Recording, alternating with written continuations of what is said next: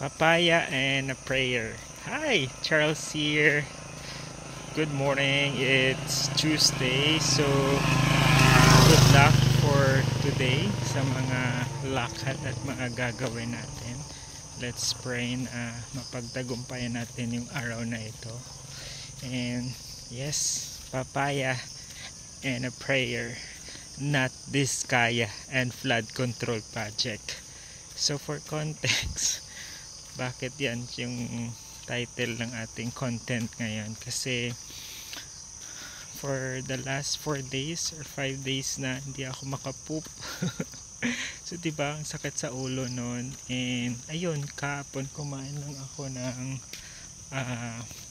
papaya and of course also a prayer at lumabas siya.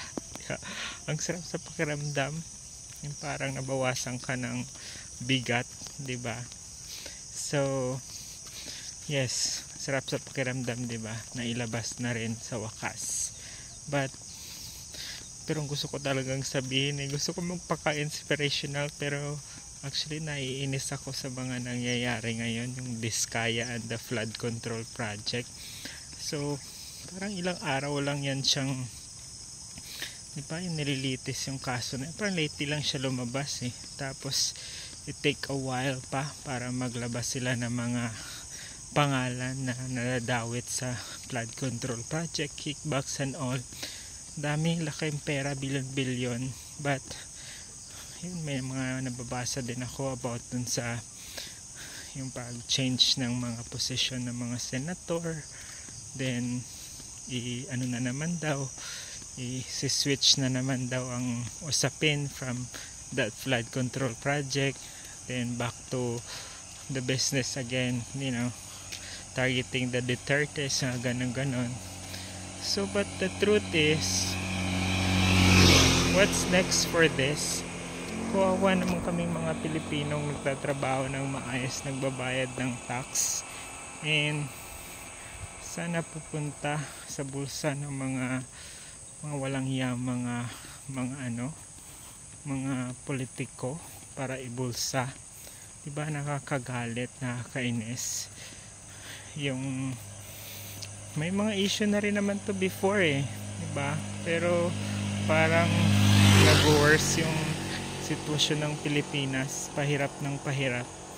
And I don't know what can we do more. Kasi tuwing election din naman, marami din naman tayong mga nababasa, di ba? Yung mga politiko ginagamit yung mahirap to promote, or bigyan lang ng 500 bago mag-eleksyon. Ayun, nakuha na yung boto. So what more can we do?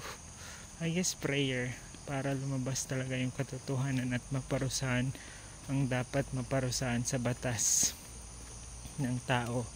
And sana gumawa ng paraan ng Diyos na maayos na tong Pilipinas. Maganda naman ang Pilipinas maraming resources, maraming tao.